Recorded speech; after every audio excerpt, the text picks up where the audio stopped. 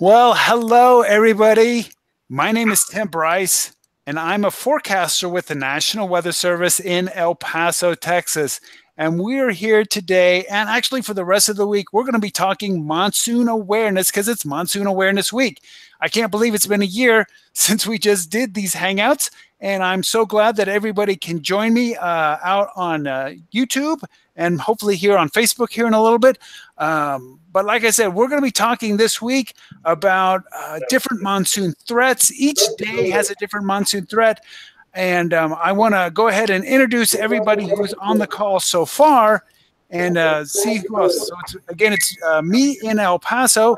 I have Todd Shoemake. He's forecaster up in the Albuquerque office. How you doing, Todd? I'm doing great, Tim. Yeah. Very good. Also joining us from one of our broadcast media partners is Jorge Torres from the beautiful KOB TV in Albuquerque. How you doing, Jorge? Doing well, Tim. Hope you're all doing well. Very good. Thank you. And we are doing good. Also joining me here in El Paso is our WCM, Jason Laney, and our MIC, who's the boss of the office, John Fawcett. And then over from the Phoenix office is James Saltel. How are you doing, James? Oh, you're muted, sir. Wait, let me. Okay, now go again. Greetings to everybody, and big shout out to my hometown of El Paso. Good to see you all. Very good. And joining us here at the last second, sliding in, it's Mr. Alex Tardy from the San Diego. He's the warning coordination meteorologist over in San Diego. How are you, Alex? Hi, everyone. I'm sliding in safe. You are safe. Thanks for being in here to join us. All right. Well, I am so excited that we're here. Let me see if this is going on Facebook. I'm so glad that everyone could join us today. And I saw it for a second. There it is. So I'm glad that, like I said, everyone could join us today. We're so excited. We're going to be talking about Monsoon Awareness Week. Basically, we're just doing an intro today. Going to see, maybe define what the monsoon is and talk about what some of the different threats are. And then we'll go down the line and just talk it out. Now, last year we were doing these for an hour. So those of you just joining us, guess what? You don't have to sit here for an hour. We're only going to do it for 30 minutes or so. But I'm gonna put Mr. Jason Laney on the spot here. Mr. Jason, can you kind of give a broad overview and explain what the monsoon is and why we call it the monsoon? Absolutely. Well, the monsoon is basically defined as a seasonal reversal of winds. Around much of the Southwest, during the springtime, our winds come out of the west or come from the north and northwest, and that's generally a dry trajectory, so we don't see a lot of precipitation. That's one reason much of the Southwest is a desert. But once we kick things over into the summer, the pattern sets up so that the winds kind of change direction, start coming from more of the south and southeast, and that starts to draw in some moisture to the area. So really, when we talk about a monsoon, we're referring to a change in wind patterns. The fact that we get dry or wet is all because of where the wind is coming from. So many people think monsoon means rain, but we have the dry monsoon, which of course is during our springtime and early parts or latter parts of the winter there. And then we have our wet monsoon, which is what's going on right now, where you channel that air coming up around a heat low down over the desert southwest, a big area of high pressure setting out over parts of the lower Mississippi River Valley, and it picks up moisture off the Gulf of California, from deep down in tropical parts of Mexico, off the Gulf of Mexico, and sometimes it channels right over us here in this part of New Mexico, and other times it heads for our neighbors over there and parts of Arizona and Southern California. We all get a taste of that monsoon, at least the wet part of it, just about every year. Yeah, I got up on my screen here the monsoon flow, and I was telling Todd this one really favors New Mexico, but it like Jason said, it impacts the entire area in one way or another.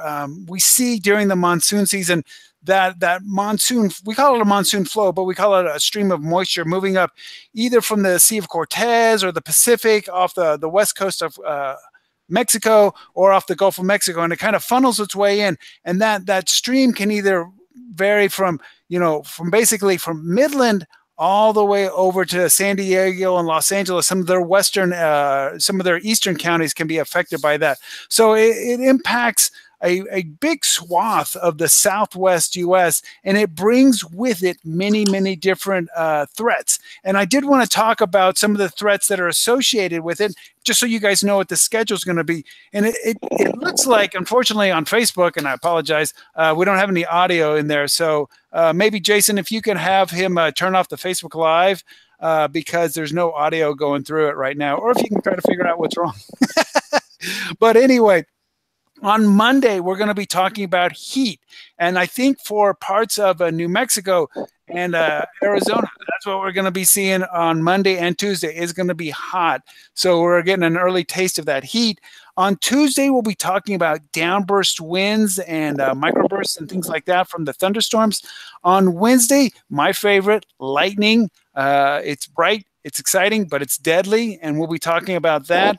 On Thursday, we'll be talking about flash floods, which is, one of the bigger threats that we see during the monsoon season. We go so long without rain, and then all of a sudden we get a lot of rain, and it can cause some of those flash flooding problems. So we'll be talking about those. And then on Friday, we're going to do a beautiful wrap up of all of this.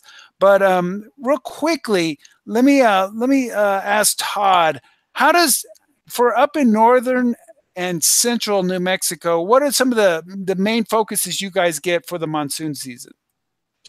Well, I think we see a taste of all of those hazards that you outlined. We start, usually the beginning of the monsoon season starts with that heat. So yeah, we're kind of looking at some above normal temperatures right now, even this week. And then we start transitioning to some of the drier thunderstorms, as we call them. A lot of times those thunderstorms are really built up from the mid levels of the atmosphere where the moisture is. And a lot of times beneath the cloud bases, it's very dry. And so once those storms start developing, a lot of times the rain will just flat out evaporate as it falls from the cloud. So that can kind of lead to the downburst winds that you talked about. So we'll be talking about that, I guess, on Tuesday. And then right on from there, we've got the lightning threat. Just about anywhere in northern and central New Mexico is kind of immune to lightning. We see a lot of lightning strikes throughout the monsoon season. And then one of the more challenging things from a forecaster or a warning forecaster is the flash flooding threat. We see a lot of this rainfall that will fall very fast and furiously sometimes over a very short duration, and the ground just cannot simply absorb it all, so it turns to runoff and flash flooding. Definitely lots of different threats out there. And, it kind of varies as the season goes along. I know, like you were mentioning early on, it's a lot of heat, maybe dry lightning. We had another fire start today in western New Mexico. So actually smoke is going to be an issue for the next couple of days. Hey, James, for you guys there in Phoenix and southern Arizona, what are some of the threats that you guys kind of focus on? Lately, a real hot topic in the office has been dust storms, because we have a new polygon dust storm warning and a new polygon dust advisory that we will be operating from Warren for the first time this season. And we're going to get to test it for the very first time, and it's never been tested in real world conditions. And we have that capability now, and it just recently came up, and it's alive and kicking, and we're really excited about it because, first of all, when it comes to dust storms during monsoon season, we get a lot more of them during the early monsoon season than we do in the mid or late monsoon season. And this being very early in the monsoon, well, actually, officially, the monsoon season starts on the 15th. And, but in sensible weather, we can see it. But what we have going on this week is actually could be one of the earliest in the last 18 years. In the last 18 years, we've had 5 starts, and all of those started some sort of late June. If our monsoon starts with the sensible weather that we're forecasting for late this week and next weekend due to the incoming moisture and remnant moisture that we're expecting from Hurricane Bud, we could see our earliest monsoon start in the last 18 years or ever, one of our earliest monsoon starts ever. And we could be testing that new polygon dust storm on Warngen. And it's amazing that we have that now, because it should increase the accuracy of not only the dust storm warning forecasts, but also dramatically improve the accuracy of the WEAs, or the wireless emergency alerts, on your mobile phone. So that will help only people in the path of the dust storms to receive these wireless emergency alerts, instead of them bleeding out all over the state or even other states. Right. And we think that's a dramatic improvement to the service that we're providing to our core partners and to the public. We're very excited about it. Yeah, I think that's a great new tool that we have in our toolbox, as we could say. It'll be a great thing for us to use, as far as, in the past, I can explain it to people. When we have to issue a dust storm warning, it was based on a zone, and it would cover a very large geographic area. And usually these dust storms are very small. They only cover a small amount of area. So we were actually, which we call overwarning. So I know this happened once in our area, that we were putting out a dust storm warning, but it covered some of our major cities, but it was only in a small part of a rural part of one of our zones. And this new tool that James was talking about is definitely going to give us a better way to fine tune that and focus in on that. So I am excited about that tool as well. But I'm going to reach over to Mr. Alex there. Mr. Alex, people think of San Diego as beach and fun. What do you guys have to do with the monsoon season? Yeah, that's a good question, Tim. Right now we're in the sunshine with big surf coming in from the southern hemisphere swell. But believe it or not, our area covers deserts, mountains that go up to 11,000 feet. And we have a monsoon that's just as real as anywhere in the Southwest.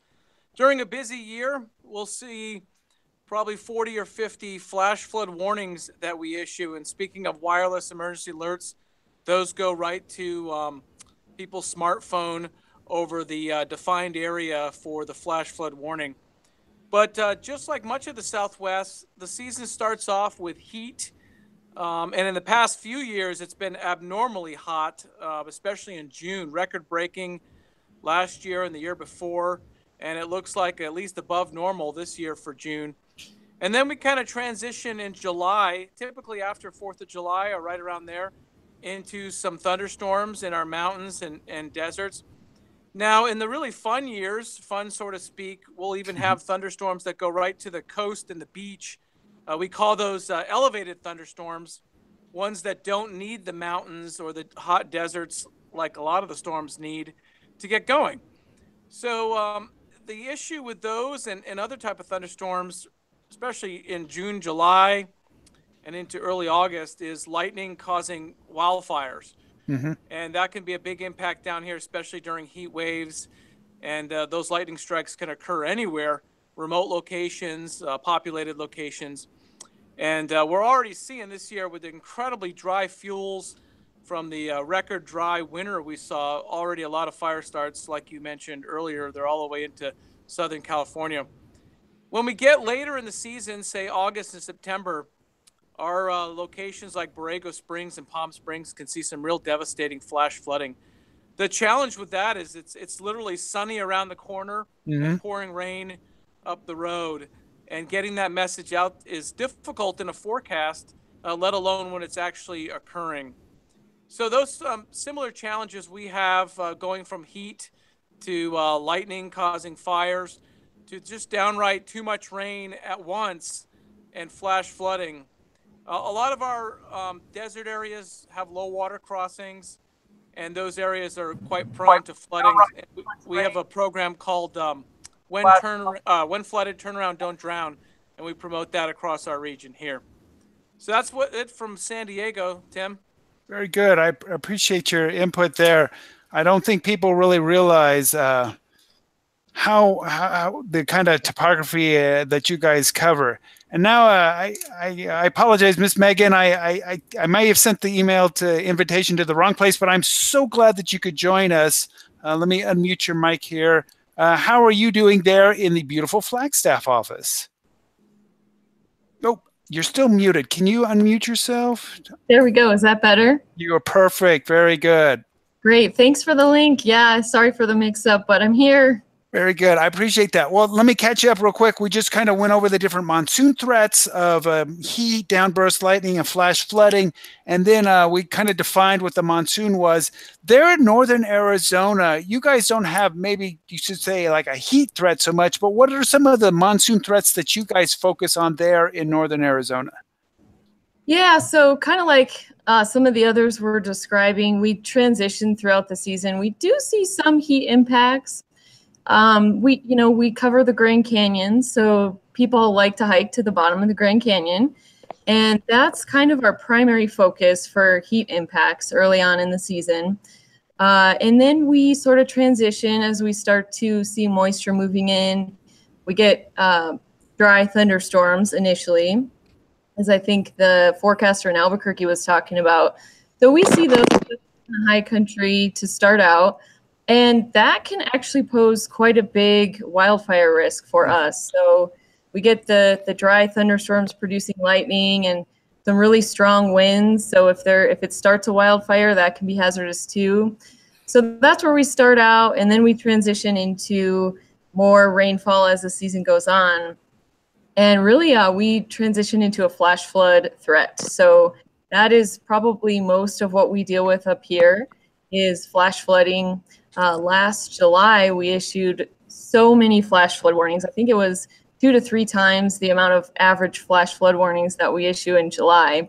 So that was kind of a crazy start to the season last year. So yeah, flash flooding is probably our biggest threat up here. In addition to lightning, I think we've touched on that a little bit too. Mm-hmm. A lot of people like to recreate up here, so anybody that's outdoors, lightning can be a really big hazard. So the lightning and the flooding is probably the most of what we deal with. And we're going to go over all of those different threats during the week, but I kind of wanted to talk to everybody about that. But I did want to pull up I got the satellite up. I was hoping to show some of the smoke across New Mexico, but it's not showing up real well.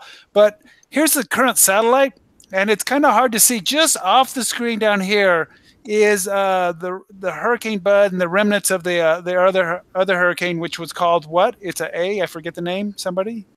Aleta, something like that. Yeah. So we've got a fair amount of moisture sitting down here, and I think it was Jim or James over in Phoenix is going to talk about how towards the end of the week we're going to draw a lot of this moisture up, which, like he mentioned, very unusual. As a matter of fact, I remember we were briefing this evening, and everyone's agreeing that, boy, this looks very fall-like. It is very unusual to pull moisture up out of the tropics from a tropical system in June. We always talk about that is a monsoon threat, but it usually is more likely to occur towards the end of August into September or even into early October. But it will be very interesting to see if we do get some moisture in here and maybe get an early start to that monsoon kind of flow. But I do want to ask our one private or our broadcast partner here, Jorge. Jorge, you have to get on the air. You have to talk to people. How are some of the challenges of communicating these different monsoon threats to the public? I think one of the big challenges is just trying to convey to our viewers how serious certain events are. Now, when people, they hear about thunderstorms, they hear about lightning, they think, oh, this is wonderful. We need it because, New Mexico has been in an abysmal drought for the past few months. A lot of the state is under moderate to severe, even extreme to exceptional. So when they think monsoon, they think finally we get some rain, get some relief, but then there are the repercussions that can happen as a result. In fact, earlier this year, we had someone who died in a flash flood. They got swept in the man-made arroyos in and around Albuquerque. So that's something that we try to always tell our viewers is like during a flash flood event, for example, if it's maybe not raining where you are, if it's clear as clear as can be, but over the mountain they got a decent thunderstorm, and it's going to just produce runoff. If you're in the arroyos, then you are in trouble. But people are being much more attentive to what we're trying to say these days, just because they know how serious the drought is. In fact, we're seeing some of the effects of it in the form of these wildfires that are starting to burn in western and northern New Mexico, and obviously the bigger fires that are just north of New Mexico and southwestern Colorado. So I got a picture up here of the current drought situation, and you can see it stretches all the way from there in Southern California across a big hunk of Arizona. All of Arizona and New Mexico are in some form of drought one way or another. But of course, the more serious situation is there in the red and the dark red. And like Jorge was saying, there in southern Colorado, northern New Mexico, central New Mexico, they've been having a serious drought situation. And like we saw today, I came into work. We have one fire near Mescalero, New Mexico. We had another fire out in the Gila Wilderness, and I pulled up my radar and I said, look, there was another big smoke plume. So we've got another big fire out there. So like we were talking about at the beginning of the monsoon season, as the monsoon season moves along, you get these different threats as they kind of transitions from one to the other. So we'll start off with heat and dry, and maybe get the dry lightning, get the fires, and then we get the monsoon, the moisture, and then we got the downburst threat. We've got the flash flooding threat as we move into August and September. So it's this kind of an animal that kind of changes as it's going along. It's kind of interesting how we progress. And I've even seen as a forecaster in the last 20 plus years here in the Southwest, you'll have the monsoon, that big monsoon flow, and you can just actually see it on the computer models or the satellites. It's just this big plume of moisture, and that's what we refer to it as, like a plume of moisture. And it'll wobble back and forth, and it'll wobble over towards San Diego's eastern part of the area into Phoenix, stick in the central part of Arizona, and then it wobbles back into New Mexico, and that's where you really get juiced up. That's where you get a lot of that fuel to give you those thunderstorms. But even when it wobbles away, you still got enough moisture lingering around to continue those threats of like the lightning and the downburst winds. In particular, the downburst winds, it takes a little bit of dry air to get those threats kind of going. So I've really enjoyed today's conversation, but like I said, we're keeping it kind of short today. So I guess we're going to kind of wrap things up here real quickly, but I'll start things up with my coworkers here in El Paso, Jason and John. What is the one thing as we look forward to this week that you want people to kind of take away as we go forward for this week? Well, first of all, you want to remember that, monsoon season starts June 15th and goes through September 30th. But the actual monsoon is up and down in between those dates. We went to monsoon season several years ago, thanks to the MIC in Phoenix back then, Tony Haffer. A lot of people were getting confused at monsoon itself. And wait a minute, the monsoon's in Southern Asia. We don't have that here. We only get a few inches of rain a year. Oh, come on. It's more than half our rainfall, and it is a monsoon. I just don't want people to be, downplaying the fact that, we may only get 8 to 10 inches of rain a year here in El Paso, more than half of that during the monsoon. But remember the desert Southwest? The water doesn't soak in very well. It runs off. And so we probably need only half the rainfall Dallas-Fort Worth would need for flash flooding. And it is a real dangerous thing. And all the elements that were talked about by all the folks here from the National Weather Service at various offices, it's real. You folks really need to pay attention to it. Lives are taken each year, and it's not fun. Some of these things, and I'm guilty of this, we want to look at. Probably like the people in the Midwest, a tornado warning's issued. Oh, let's go out. Where is it? Where is it? I can kind of do that with lightning. I kind of want to look out the window and when lightning's hitting nearby. No. We've got to follow the safety rules. And I'm looking forward to what it's going to be like for the rest of this week as different offices focus on a hazard. Jason?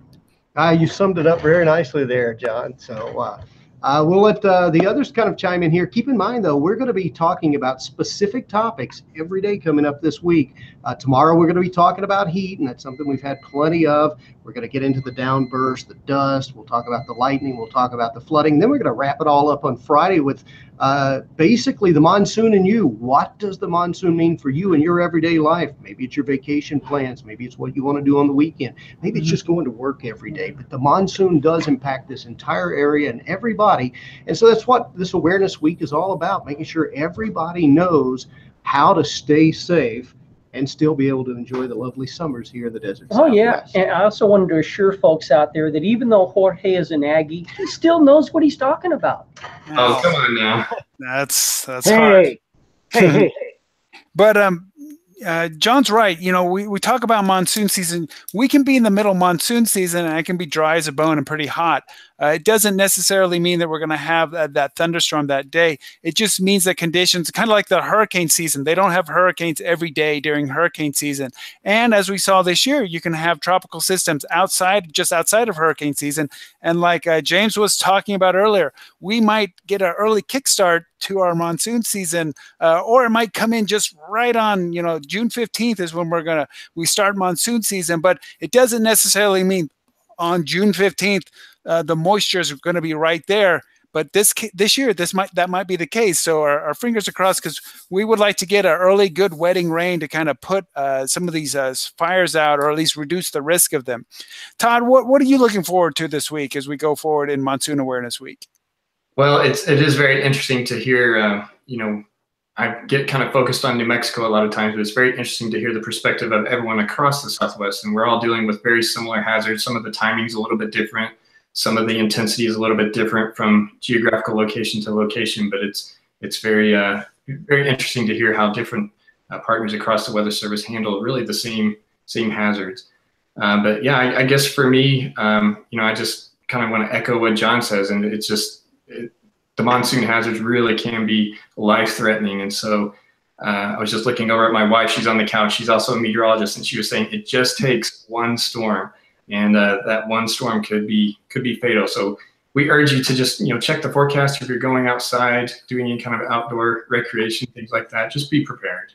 Yeah, and you and your wife are exactly right. It sometimes takes just one storm. Sometimes it just takes one lightning bolt to really, really ruin your day. We every year during the monsoon season, you'll see these rain shafts all over the place, and many times they just fall out in the desert. They don't impact anybody. But if they fall in the right basin at the right intensity, and all of a sudden this big gush of water comes out at some of the water crossing, or worse yet, if it happened to occur over a recent burn scar. We've seen that many times in Arizona and in California. We saw that just in this last winter season. We've seen it here in New Mexico. It can really enhance the flash flooding risk, where it would have taken maybe half an inch to an inch of rain in 10 or 15 minutes to cause a flash flood, to really you need less than a quarter inch of rain in just a few minutes to really bring a big debris flow coming down and can cause a lot of problems. So it's definitely, like you said, it just takes one. Mr. Alec, as we move forward here this week, what are you guys looking for there in San Diego? Yeah, Tim, everyone, we're not looking forward to the heat. It looks like we're going to have another heat wave coming up. It won't be so bad on the coast of San Diego in the 80s, but we've already seen temperatures hit 112, 113 in Palm Springs and Borrego Springs desert area. So that's definitely the real setup for the monsoon season to kick off. The theme of all this is safety, of course, and we're not going to stop the heat waves or the flash floods or the big lightning bolts. But there are things we can do to prepare to be more aware of what's going on around us. And in case we do encounter nasty monsoon weather, whether it be a dust storm, a flash flood, there's things that we can do. We can have a plan B and somehow get out of that type of situation. So being prepared is all a part of this week, and we're looking forward to talking more specifically about heat tomorrow. Yeah, and Alex is exactly right. Without that heat low, it's much harder to draw in that moisture. So whether you like it or not, sometimes we need the heat. And actually, with it being so hot there at the end of May into the beginning of June, if we can really get that heat, we might be able to draw in a little extra monsoon moisture and get, like we've been talking about, an early kickstart to the monsoon season. Miss Megan, a little different up there, a little elevation that you guys are there in Flagstaff. What are you guys looking forward there during this week of Monsoon Awareness Week? Yeah, I have to say, most of all, I'm looking forward to the potential of actually seeing some rain later this week and maybe this weekend. It's been very, very dry. It was a really dry winter up here. So honestly, everybody's just on edge with wildfire season. Mm-hmm. So I think it's kind of a blessing that we might see some moisture this weekend. We're really looking forward to it. But just to echo what everybody else has said, we want to make sure that people aren't caught off guard. So everybody's looking forward to the rain. We're excited. I love thunderstorms too, but just making sure that you check the forecast before you head out. Know what the risks are. Know that lightning is lightning, whether the thunderstorm produces rainfall or not. Lightning is still a risk. So just making sure that people are prepared. Check the forecast before you head outside. We've had a lot of forest closures here, and so people are really anxious to get outside and enjoy the outdoors. So making sure that we are prepared and weather ready before you head out, I think, is the key for us here.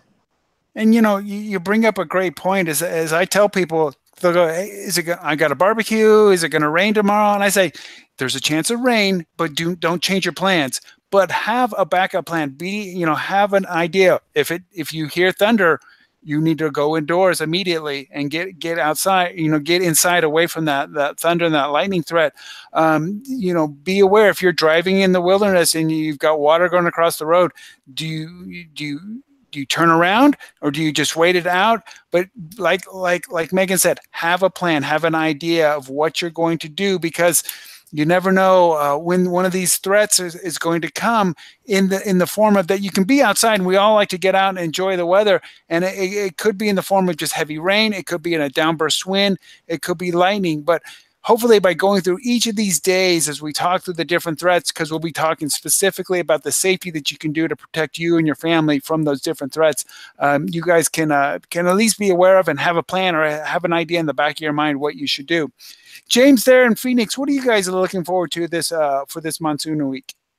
Well, I think a lot of people across the desert Southwest look forward to the resumption of rainfall after having a very dry spring and early summer. And at the same time, we really do have to focus on safety. And when you make those preparations that you've been talking about to make yourself aware and prepared and safe for any eventuality, whether you're at home or out in your car, you're helping your community by taking responsibility for your own safety, and you're helping to build a weather-ready nation. And we here at the National Weather Service, that's what we think it's all about. It's all about building a weather-ready nation, and building a weather-ready nation starts with you.